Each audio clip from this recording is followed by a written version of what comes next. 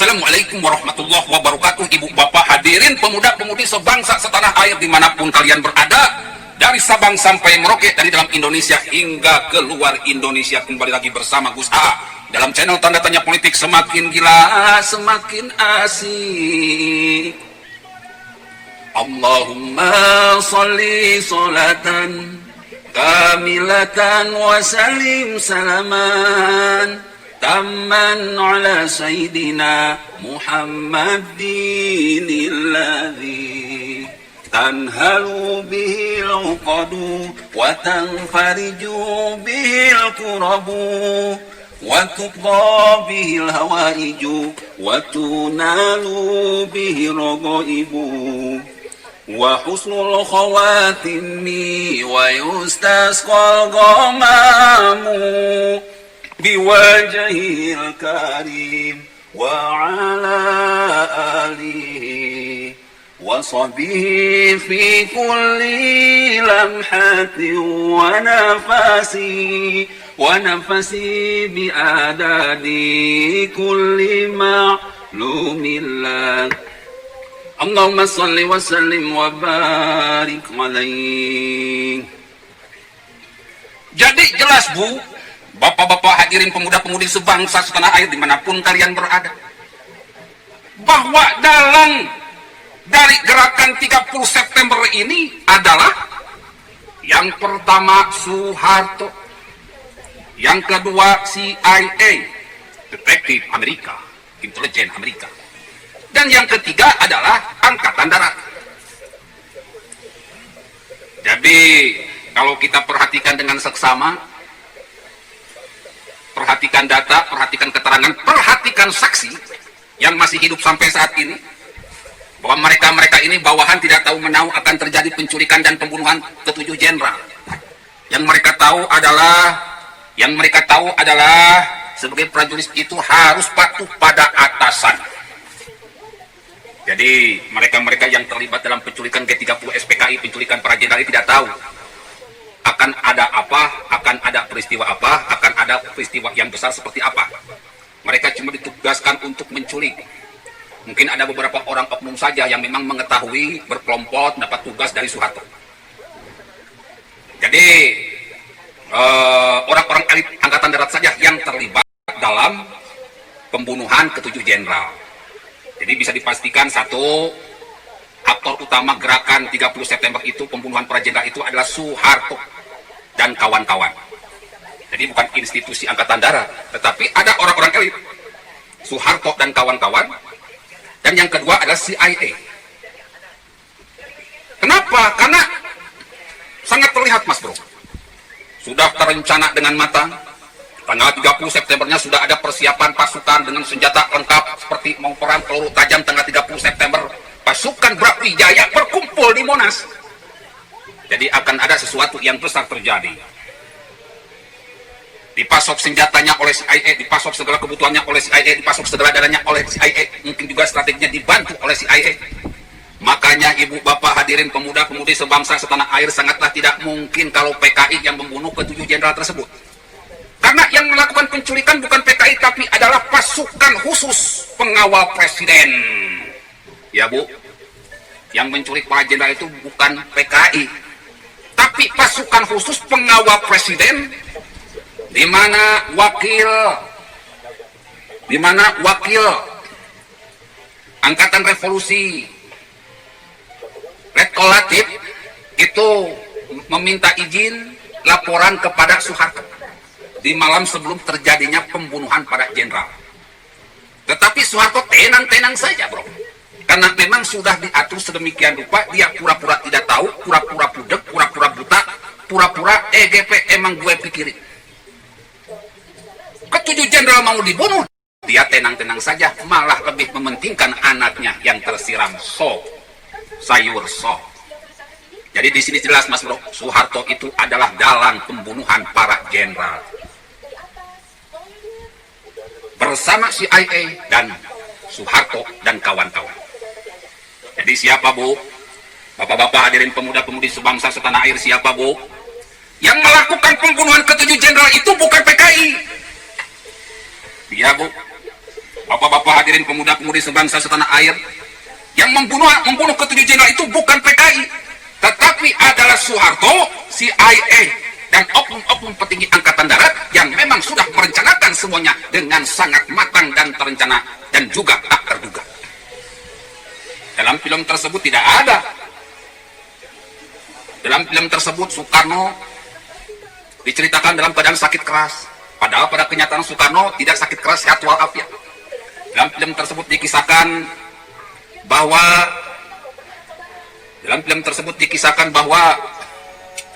Aidit dan PKI-nya sedang merencanakan sesuatu sambil merokok. Padahal Aidit tidak merokok. Yang merokok itu ya Soeharto, bro. Jadi sudahlah.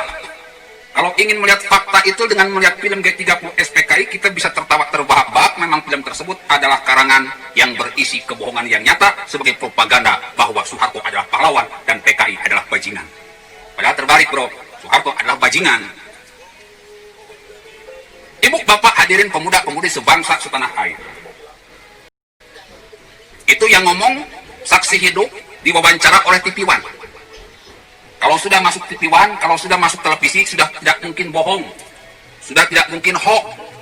Jadi jelas bahwa pelaku pembunuhan ketujuh jenderal, pengkhianatan Soeharto kepada para jenderal, pengkhianatan Soeharto kepada NKRI, ya adalah Soeharto, CIA, dan kawan-kawan Soeharto. Kalau kita perhatikan fakta sejarah, ya Bu, bapak-bapak hadirin pemuda-pemudi sebangsa setanah air, kalau kita perhatikan fakta sejarah, PKI itu adalah partai. Apa, Bu? PKI itu adalah partai. Yang namanya partai bukan pasukan perang. Partai itu adalah kekuatan politik, bukan kekuatan perang. Dan PKI merupakan salah satu partai terbesar saat itu. Sangat mustahil, bro, PKI bisa menyusup masuk ke dalam komplek militer. Orang sipil masuk ke komplek militer dengan kekuatan senjata tajam full, mustahil. Yang melakukan itu ya Soeharto dan kroni-kroninya, Soeharto dan teman-temannya. Makanya bisa tembus ke dalam penjagaan pertahanan komplek militer. Terus yang kedua, fakta sejarah juga. Soeharto ini punya dendam yang kesumat kepada Jenderal Ahmad Yani yang saat itu sudah dikabarkan jikalau andai kata umpama kisahnya Soekarno terkena sakit keras, maka pengganti presiden berikutnya, presiden yang kedua adalah Jenderal Ahmad Yani. Satu. Makanya yang pertama dibunuh adalah Jenderal Ahmad Yani. Yang pertama dibunuh adalah Jenderal Ahmad Yani. Karena ini calon presidennya.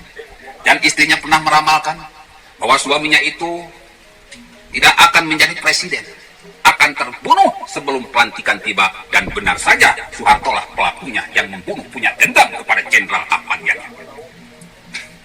Soeharto ini kan dulunya itu penjahat, bro. Penjahat. Tukang oknum TNI, tukang menyelundupkan barang-barang untuk dijual demi keuntungannya sendiri. Jadi penyelundup. Ketahuan oleh Ahmad Yani, mau dipecat oleh Ahmad Yani, cuman ditolong oleh Jenderal Gatot Subroto. Akhirnya Soeharto ini tidak jadi dipecat. Dendam inilah yang membuat dalam peristiwa pembunuhan ketujuh jenderal, Jenderal Ahmad Yani yang paling pertama dibunuh. Ibu, bapak, hadirin pemuda-pemudi sebangsa setanah air. Yang kedua adalah PKI tidak melakukan penyiksaan. PKI tidak melakukan pembunuhan para jenderal. Karena PKI sendiri terkejut, kaget terhadap peristiwa pembunuhan ketujuh jenderal tersebut. Karena situasinya sudah dibuat sedemikian rupa. Planning dari Soeharto sudah sangat matang. Rencana dari Soeharto sangat brilian. Apalagi dibantu dengan intelijen Amerika. Yang ujung-ujungnya tidak lain dan tidak bukan, ada sebuah perjanjian, Soeharto akan jadi presiden asalkan gunung emas di Papua diberikan kepada Amerika. Jadi barter. Soeharto yang berambisi ingin jadi presiden, jabatannya dibarter, didukung oleh CIA, tapi Amerika dapat gunung emas yang di Papua. Makanya ketika Soeharto berhasil mengkudeta Soekarno, PKI pun berhasil di bumi hanguskan. Elit-elit PKI, Anda tahu sendiri, banyak yang dihukum mati bahkan tanpa pengadilan. Ketua PKI-nya, ketua umum PKI-nya dimasukkan ke dalam sumur, setelah diburu lalu dimasukkan ke dalam sumur. Mayatnya entah tahu dibuang di mana. Pokoknya yang simpatisan atau yang memilih PKI semuanya diburu, bahkan dibunuh sampai tuntas. 3 juta rakyat Indonesia yang difitnah sebagai PKI mati tanpa bisa membela diri. Ibu bapak hadirin pemuda-pemudi sebangsa setanah air, inilah genosida terbesar. Penjahat paling biadab yang lebih Fir'aun daripada Fir'aun, lebih Abu Jahal daripada Abu Jahal, lebih Abu Lahab daripada Abu Lahab. Soeharto, manusia paling kejam abad 20, bahkan abad 21. Na'udzubillah, tsumma na'udzubillah. Ala la'natullah 'alal zalimin. Allah pasti melaknat orang-orang jahat. Jadi pemutaran film G30 SPK ini tiada lain dan tiada bukan takut kebusukan, kebobrokan, kejahatan dari Soeharto ini terungkap.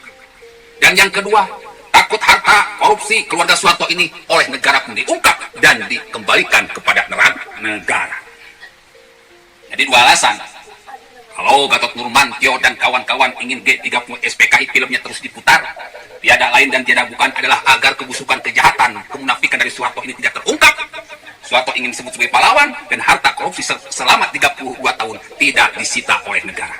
Makanya keluarga Cendana lebih baik habis puluhan triliun daripada hilang ribuan triliun. Menyewalah FPI, HTI, PKS, anjing-anjing khilafah untuk membuat keributan di negara Indonesia ini selama bertahun-tahun terakhir ini. Ibu bapak hadirin pemuda-pemudi sebangsa setanah air, sebagai tambahan, PKI itu ada 2, Mas Bro. Ada PKI zaman Muso, yang kedua ada PKI zaman Aidit. Kalau Muso ini memang sejak zaman penjajah ini terkenal brutal. Melawan penjajah aja brutal, apalagi melawan negara Indonesia.